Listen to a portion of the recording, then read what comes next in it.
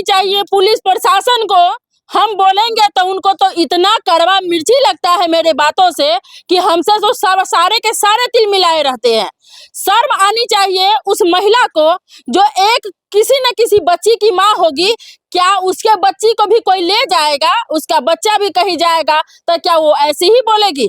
अपने बच्चा सबको प्यारा होता है, लेकिन उसकी बच्ची नहीं थी तो इसको कहती है कि तुम बोलो कि अपनी माँ के पास थी। लेकिन उसकी माँ जिस समय लापता हुई थी लगातार 1.5 महीना इसी जगह थी और पिछले वीडियो में इसकी माँ रो रही थी अपनी बच्ची के लिए। लेकिन कहा जा गया, अब कह रहा है कि बच्ची उसके माँ के पास थी। और मैं उस बड़ा बाबू कोई भी हो जो इनको कह रहा है तुमको चप्पल से मारेंगे अगर उस लड़का का नाम लेगी तो। और दूसरी बात है, डीएसपी साहब से कहेंगे ऐसे भाषा आपको शोभा नहीं देती है, क्योंकि आप एक बड़े पदाधिकारी हैं। आप किसी लड़की को न्याय दिलवाए, लेकिन इस प्रकार का डराना धमकाना कि तुम अगर बोलेगी गलत बात तो तुमको छत से फेंक देंगे। डीएसपी साहब, आपको कैसे पता कि लड़की झूठ बोल रही है? ये लड़की अपनी माँ के पास नहीं, ये लड़की स्टेशन पर बउआ रही थी। आपको कैसे पता कि लड़की अपनी माँ के पास थी, जबकि लड़की कह रही है कि 2 महीना हम स्टेशन पर भीख मांग के खाए और उसके बाद जो हमको चाइल्ड वेलफेयर में रखा गया और वहां से 1 सप्ताह के बाद सीतामढ़ी भेजा गया। लेकिन आप लोग जबरदस्ती इस लड़की को कहलवाना चाहते हैं कि नहीं तुम बताओ कि अपनी माँ के पास थी। इस प्रकार से आप लोग अगर किसी को धमकाएंगे तो 164 का बयान ही क्यों करवाते हैं? मत करवाइए, आप लोग अपने मर्जी से लिख करके दे दीजिए। क्यों स्वतंत्रता देते हैं लड़की को कि लड़की अपने मर्जी से जाकर कोर्ट में 164 के बयान में अपना बात रखे, जबकि आप लोग जबरदस्ती लड़की को कहलवाते हैं कि ये कहो वो कहो वो कहो, और लड़की अपने मन से कहती है तो आप जूता से मारते हैं, छत से फेंकते हैं। ये तो बिल्कुल गलत है।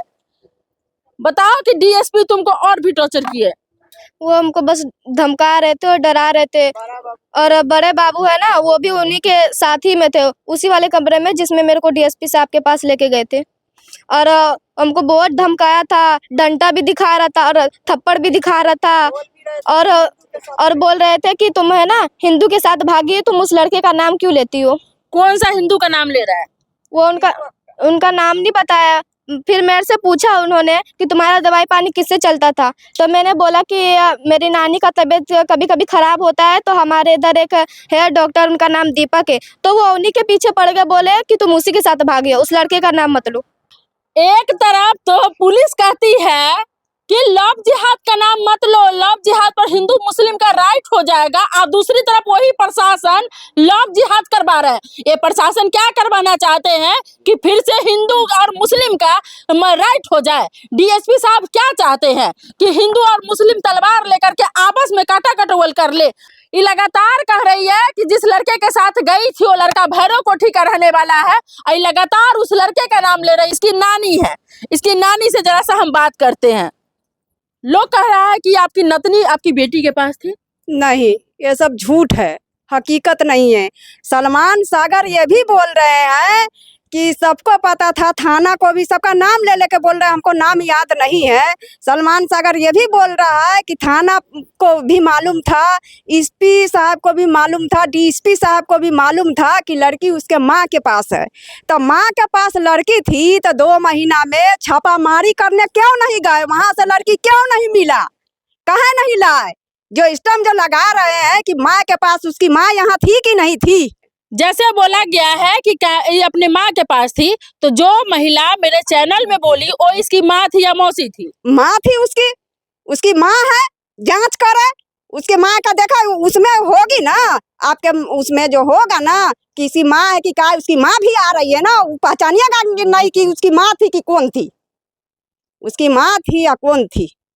डीएसपी साहब से आप 2 महीने तक लगातार प्रशासन से तंग थे। डीएसपी सर के पास जाते थे, एसपी सर के पास जाते, थाना में दौड़ते थे, जज साहब के सामने थाना प्रभारी का शिकायत किए, तब आपका केस हुआ। तो इतना करने के बाद आपका केस हुआ और इतना दिन में पुलिस प्रशासन ने काम नहीं की। नहीं, क्योंकि वो बोल रहे हैं सलमान सागर की उनको पता था कि उसके माँ की यहाँ लड़की है, तो काहे नहीं मंगवाया सलमान? काहे नहीं मंगाया, काहे नहीं वहाँ जाके पूछ-पाछ किया कि लड़की यहाँ है कि नहीं है। वहाँ जाके पूछना चाहिए, छापामारी करना चाहिए, लड़की आनी चाहिए ना वहीं से। यहाँ भी बोल रही है, यहाँ भी बोल रही है लड़की, अब सलमान सागर कह रहा है लड़की माँ के पास थी। लड़की जब भागी थी तो क्या सलमान सागर आपके यहाँ आए थे? नहीं, हम बुलाए थे लेकिन आए नहीं थे उस दिन नहीं आए थे। इस टाइम झूठ पर झूठ बोलने के लिए झूठ बोल रहे हैं, सरासरी ये सब फंसा रहे हैं कि उसकी नानी पैसा मांग रही है, पैसा के चलते। और मतलब कि ये मोहल्ले का वही आदत है। इस मोहल्ला में मैडम कुछ हुआ ही नहीं है कभी भी। लड़की गई है नहीं, कोई पैसा नहीं लिया। हमारे पास भी 4 लड़की थी।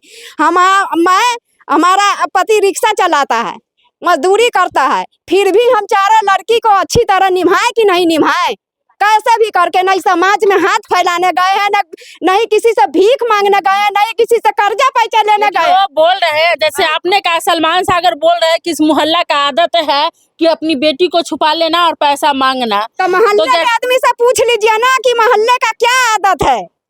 इस टाइम जो हमारी है लड़की जो गई है, ये पहली बार है। कोई किसी से पैसा नहीं लेना है, ना देना है, ना ऐसा घटना कभी भी यहाँ नहीं। अब आप क्या चाहते हैं? अब हम चाहते हैं कि ये सब जो बोल रहा है, गांव मोहल्ले का जो मतलब शिकायत कर रहा है, तो ऐसा नहीं होना चाहिए ना। इस मोहल्ले में तो कुछ हुआ ही नहीं।